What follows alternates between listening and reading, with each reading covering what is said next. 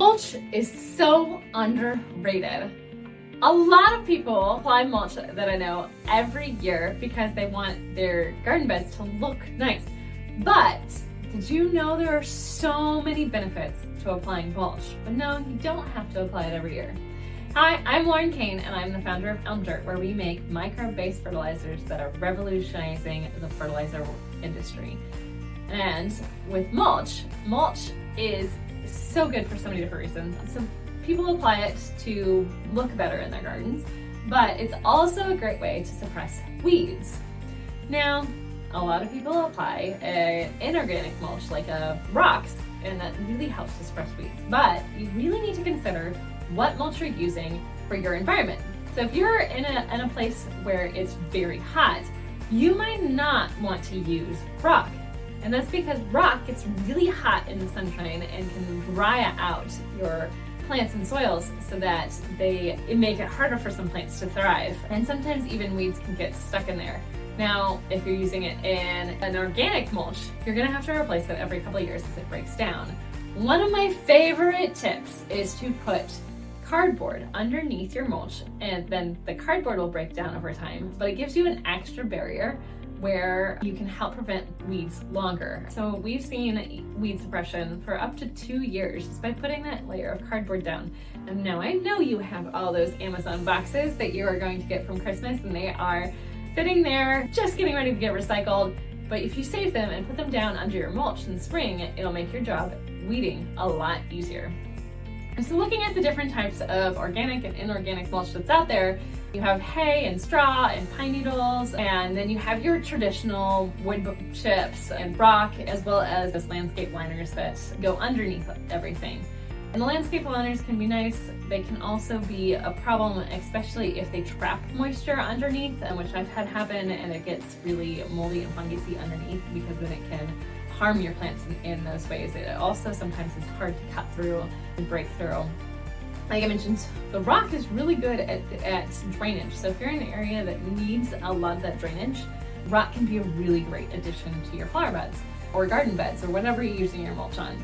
The organic mulch also puts organic matter back into your soil. So if you've got a spot where maybe you've got clay soil like I do, and you're trying to add more organic matter to it to help increase its soil structure, help feed living microbes that are in your soil, and organic mulch can really help.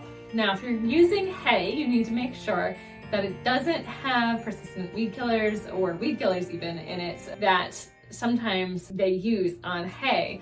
And so really be cautious of where you're getting your materials from. You also don't want to use black walnut because black walnut itself has some suppressants that can suppress certain types of plants as well. And it can really affect your gardening if you've got something in there that you weren't really anticipating and you weren't really sure for.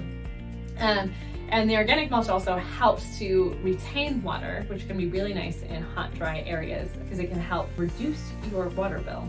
Grass clippings can also be another great mulch. Just be aware that any really green material can become hot as it breaks down and cause issues. The bark chips also can sometimes attract termites, so if you're having troubles with that, maybe look at an alternative. And then one that people don't always think of is pine needles, because there's a big myth out there that pine needles make your soil acidic. And so pine trees do grow in acidic soil, but the pine needles themselves, although they're acidic, when they break down, microbes actually will neutralize the pH of those pine needles, and so it won't make your soil more acidic. So pine needles, if you've got a bunch of them, can actually be a really great mulch. Now, as you're applying mulch, how should you apply it? What you're looking to do is apply a layer of mulch that's 2 to 3 inches thick. You don't want to go crazy. You don't want 5 inches. You want just several inches, enough to block out where those weeds might be poking up through, but not enough to suffocate the plants that might be popping up underneath. Another thing to watch out for is if you're mulching around trees.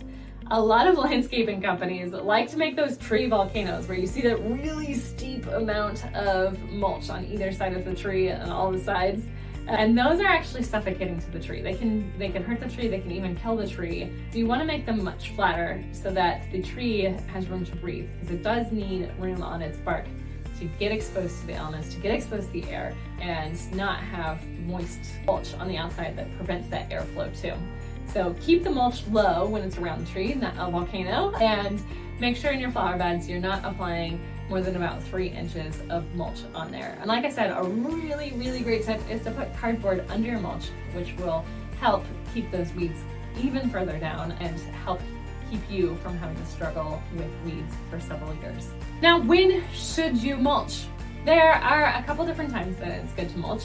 You can mulch in the fall. This is a really great time. It's usually cool weather. It's a nice time to spread out the mulch. You don't have to worry about where your plants are, and just blanket everything with about 3 inches of mulch. Great time. It'll start to break down and get into the spring. But a lot of times people like to apply in the spring because if they're applying a mulch for color, then it's brighter in the spring and it's a really nice pop and it looks really nice in the spring. You do have to make sure that you're putting it around the plants so you're not smothering the plants and crowding them out with the mulch. So leave definitely space, don't pile up too much mulch on top so that those plants have room to survive, because in spring that mulch is not going to have time to break down and become smaller volume and become easier for those plants to poke through. But it's a very, very nice time to apply it. It also does a really great job of keeping those weeds down before they really become a problem later in the year. So you want to make sure you're at least putting that mulch down before it gets too warm in your area, before those weeds really start poking out, because that will help keep them from really taking root.